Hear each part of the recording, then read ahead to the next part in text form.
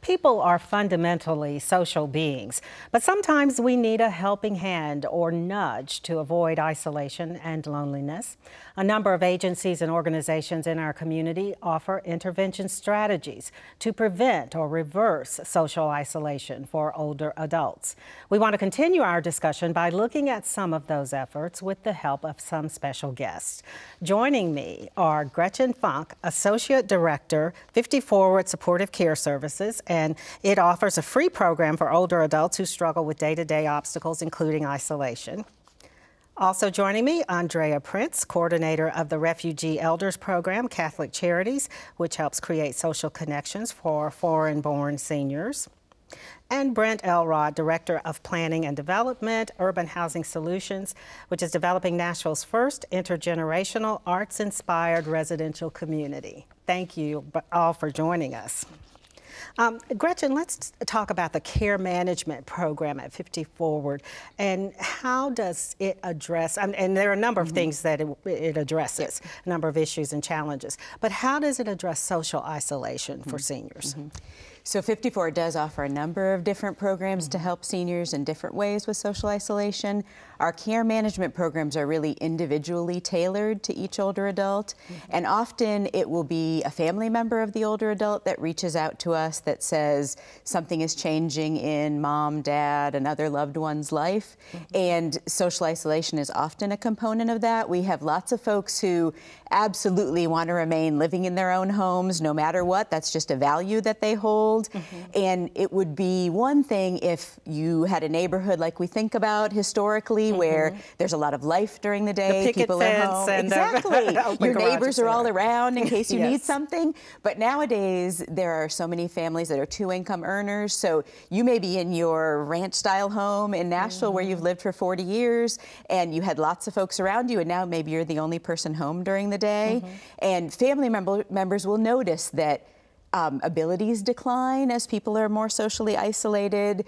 People have abilities that if they don't use them, they lose them. So socializing is one of those. I don't want to skip over that because that is something we haven't addressed very much, which is being engaged can actually improve the mobility and cognitive function? Absolutely. We really see at 54 we do have a number of programs, so I'll probably speak about a number of them, but we have an adult day service program and also our lifelong learning centers where people come together, and we will see that when people initially venture into those centers, we try to make it a good experience for them.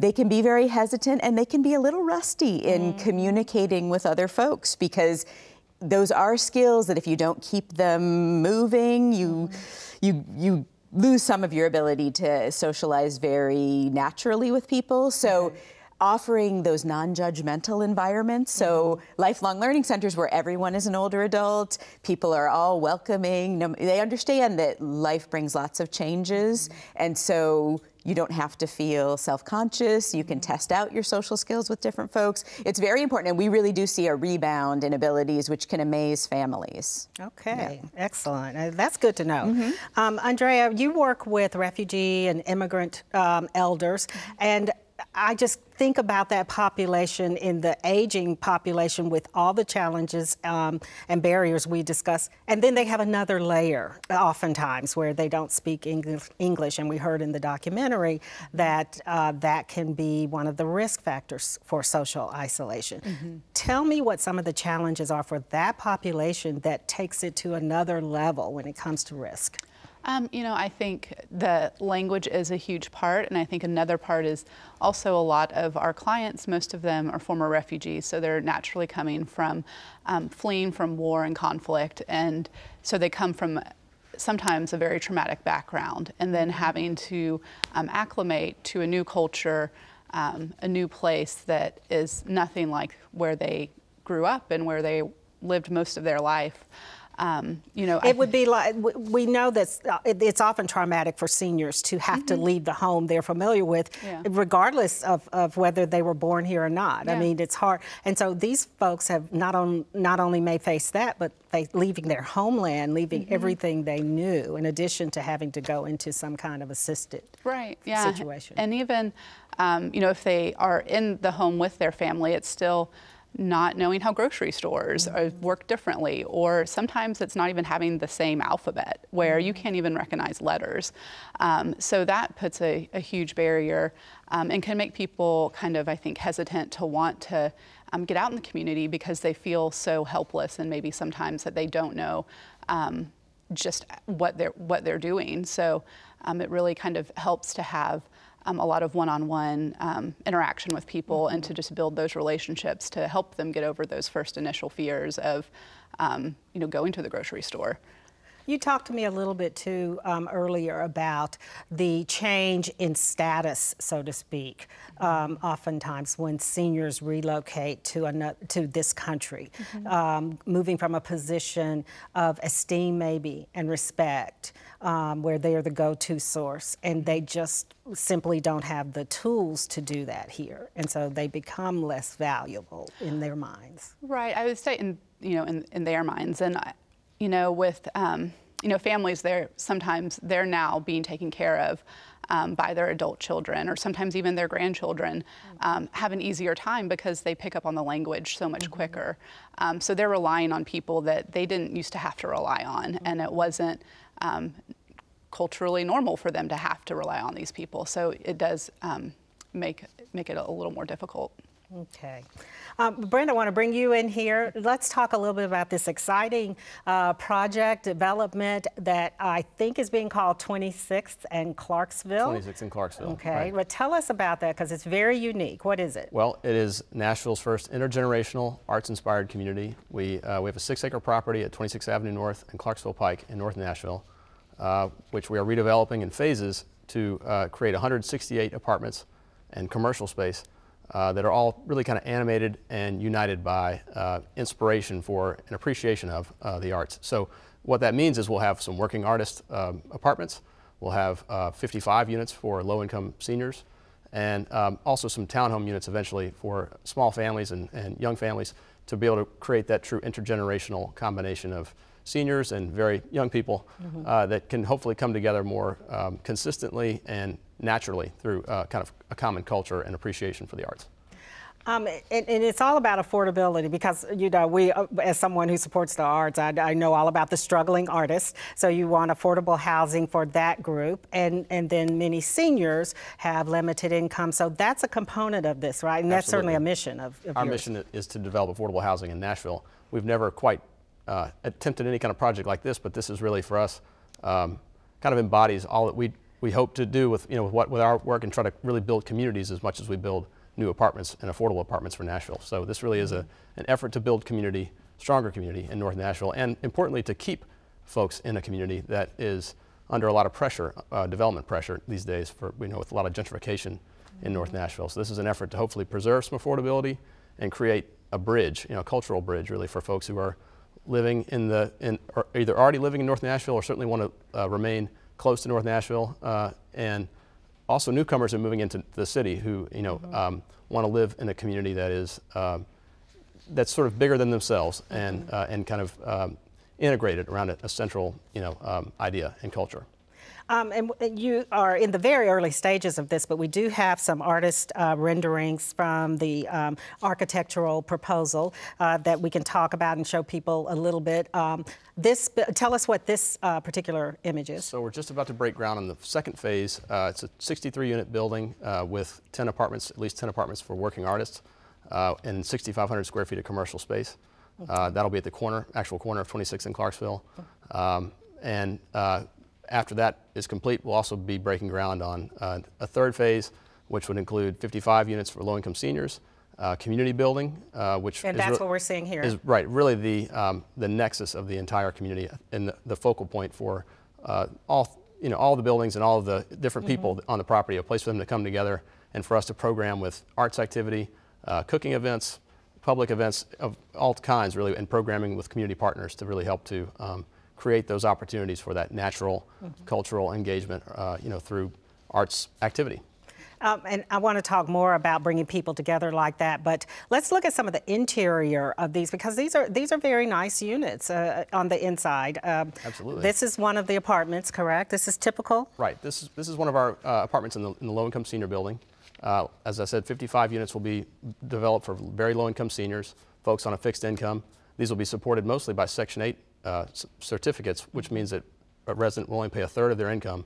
So even on a fixed income, they're just paying a third of that limited income toward their rent, and the other two-thirds of their income is available every month for, food and cost of daily living and the activities which we hope to really make available and kind of encourage folks to take advantage of at this property, but also, in the broader community. Okay.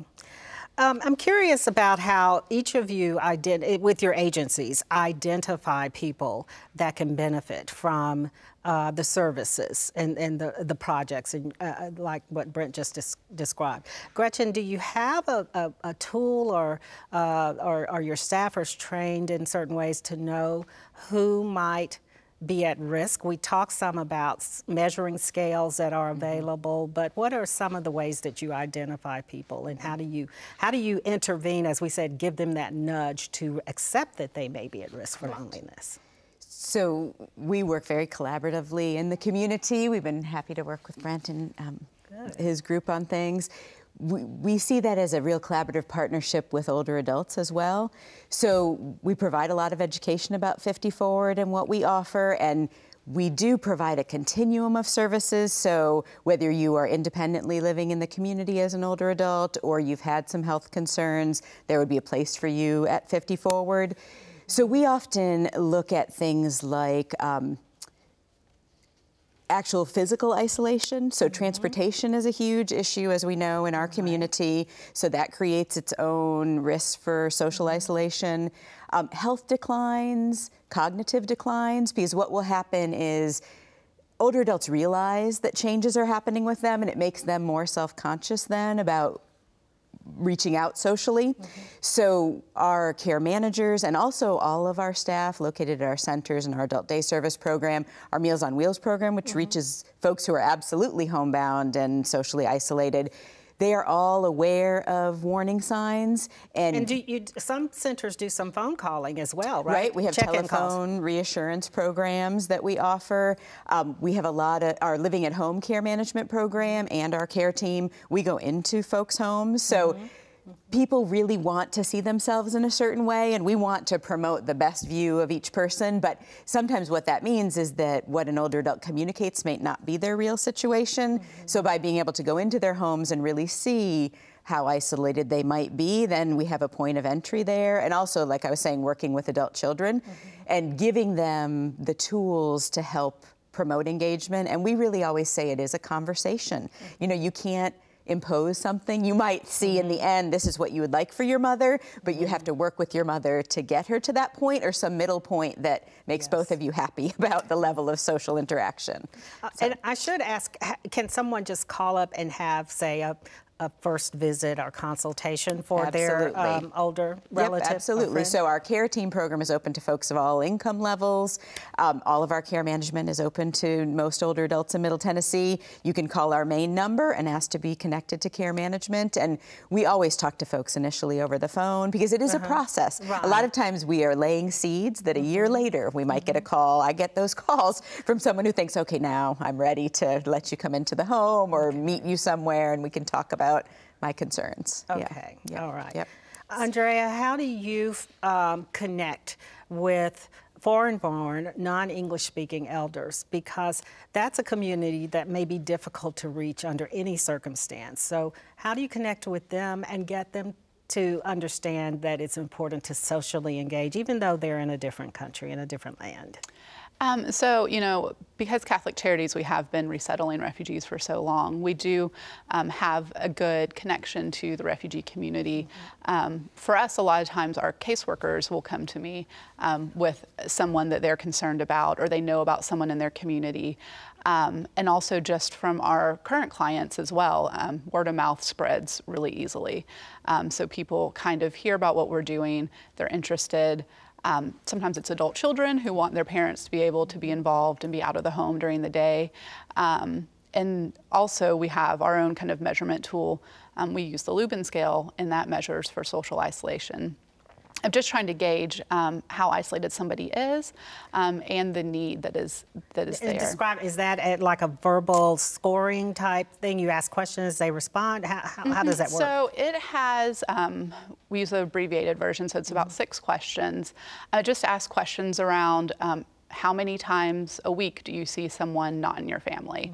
How many times do you go out of your home? So it's a very kind of objective look at social isolation and not so much loneliness, but just to find out, is someone not able to, are they not getting out of their home? Are they not connecting with people?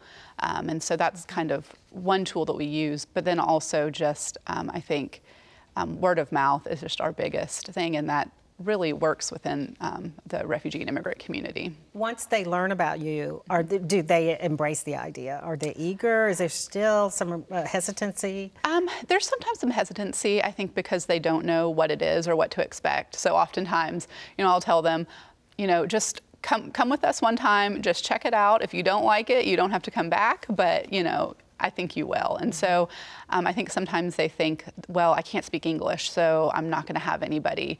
But I try to tell them, well, there's a lot of people from a lot of different places in our group, and so most of the time there's someone who speaks the language. And there's been times when there hasn't, but that doesn't stop the group from just embracing them as well. You tell me that sometimes these folks also think they aren't entitled to participate in some of these services. Yeah, I think sometimes they don't realize that kind of the services that are offered throughout the city are for them as well, because sometimes they feel like, I think, outsiders, and they feel like maybe that the things that they don't want to take away from anybody else. And so I think that they can sometimes feel like that, oh, this isn't for me, this is for people who are, from Nashville originally, or from the area, or from the United States. So it's just trying to kind of encourage them that, yes, like, Nashville is your community now too. Okay. Brent, you kind of touched on gentrification a bit in your previous comment, and I know you and I have talked about something I found very interesting in regards to how gentrification can actually lead to social isolation for long-term residents in those communities that are being gentrified. And explain that dynamic and how those folks might benefit from something like the 26th and Clarksville project. Sure. So gentrification really is just the changing of neighborhoods, usually the increase in the income level of the neighborhood, and also often results in the redevelopment of a neighborhood and the loss or the replacement of housing with new housing, additional more housing units at a higher price point, and usually new people moving into the neighborhood who didn't live there before. And what that means is that the people that were living there have moved out for either because they passed on, or they have a house that's no longer really accommodated for them to age in place. And so they have an opportunity to sell. Or they get bought out. They have an opportunity to sell their house, maybe move somewhere that is a little bit more accommodative, or at least that they can afford with their fixed income or something. So they may move out of their longtime community. And the people that are still remaining, the neighbors that are maybe longtime friends and neighbors who want to stay close to their church and their community, or whatever it is that really keeps them grounded in their neighborhood, they become kind of survivors really in this kind of changing evolution of the neighborhood. And so it does begin to, I think, increase that urban isolation for folks who are living in these kind of transitioning neighborhoods. Because they don't have anything in common, seemingly, with the folks that are coming in new. Certainly not on their age or maybe even on their income. That's right. There's a lot of cultural differences potentially, and socioeconomic differences potentially that can help, or I should say that can kind of like contribute to that sense of isolation. So we really see this opportunity to create this intergenerational community as at least one step to trying to provide a long-term haven for folks who want to stay in North Nashville, and importantly kind of create an intentional connection with other neighbors that may be new, but that have something really fundamentally in common, and which we all do probably, and we start to really get to know one another. But it's just that opportunity to create those social connections and integration in the neighborhood.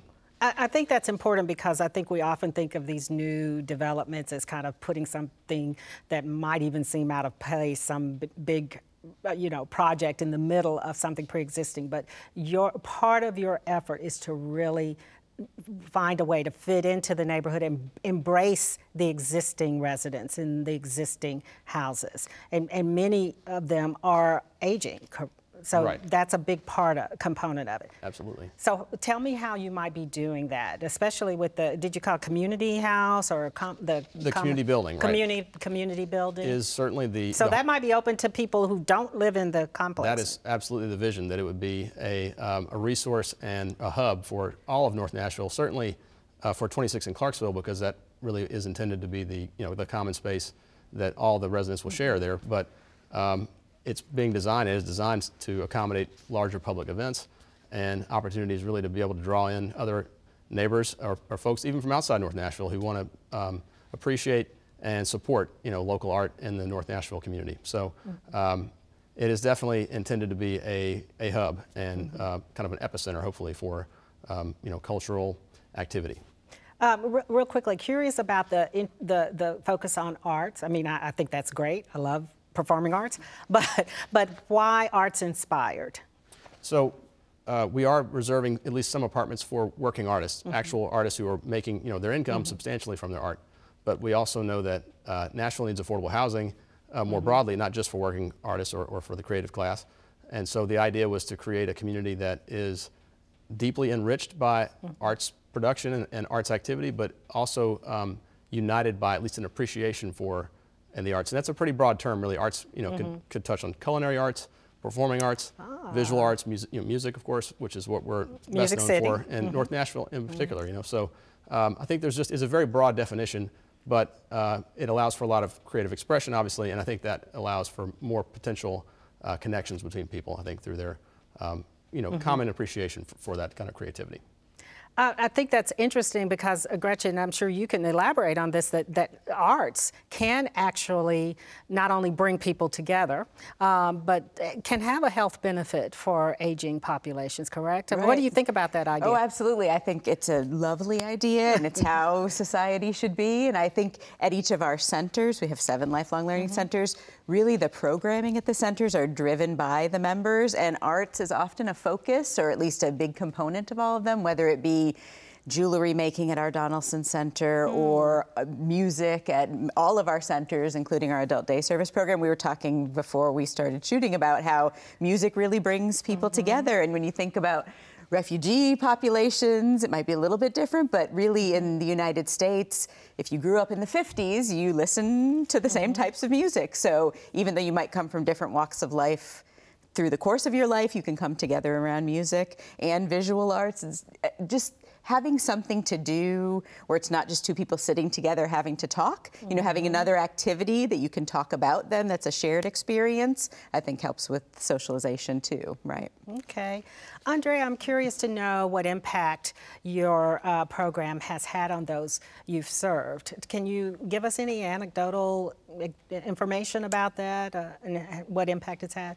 Yeah, I mean, I think I can think of numerous of our clients and about just how before coming to Catholic Charities into our program, they would be maybe at home all day by themselves, and just having the opportunity to be among other people who are sometimes from the same place, sometimes not, I mean, just brings, helps them develop relationships that are so important, where I mean, they've said that I might not be alive right now if it wasn't for your programming, because it's so important just to build relationships and just have connections with people.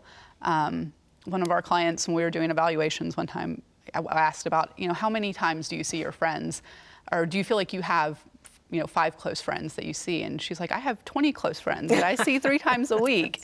And you can't have a heavy heart when you have friends. And so it's just such a wonderful program, and it's just so great that you can just watch people grow kind of in their lives and know that you're having a positive impact.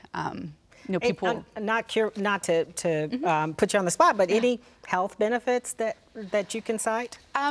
Yeah, there's people who come to us and maybe they're not able to walk as well. We do a lot of exercise, we do yoga, we try to promote fitness, and they're able to be more mobile, to get around easier after kind of being with us for a time.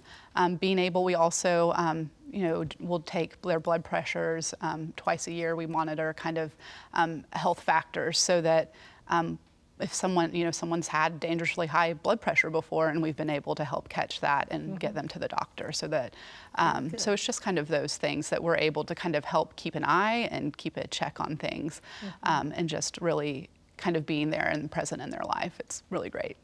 Okay. I just want to quickly, before we wrap up, talk a little bit about things that can help you do more of what you're doing, whether it be related to policy, community support. Brent, I'm sure you can always use more funding for these type of projects, but do you have any thoughts about what is needed to make sure these kinds of things are available to more people? Certainly affordable housing is, I think, top of mind for many Nashvilleians right now, and I think probably even more so for aging seniors in Nashville. And so absolutely funding is a critical limit to what can be done and needs to be done to help address that critical need in the city. I think the city, from a policy standpoint, is certainly focusing more on affordable housing. I think that's a good thing, and I know there is a desire to fund, locally more affordable housing development, but there hasn't been any meaningful, permanent kind of commitment to that yet. And so I think that really is probably the single most important hurdle to being able to develop the senior housing and intergenerational communities even that are needed in the city. Okay.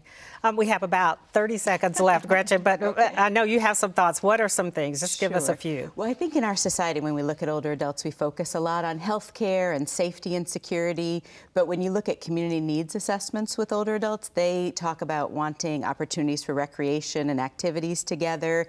And they think that senior centers are doing a good job for that. So I think a recognition that quality of life and well-being, which is what preventing social isolation speaks to, is important also to look at funding for those kinds of areas as well as other important things. Okay. Yeah, well, hopefully the more we talk about these things and the more attention we bring to them, that it will lead to more awareness that can lead to funding and make these opportunities. You all are doing such important work and make it available to more people. Thank you so much for joining us. And thanks to all of you for joining us as well. If you would like to learn more about Aging Matters, loneliness and isolation, visit our website at wnpt.org/agingmatters.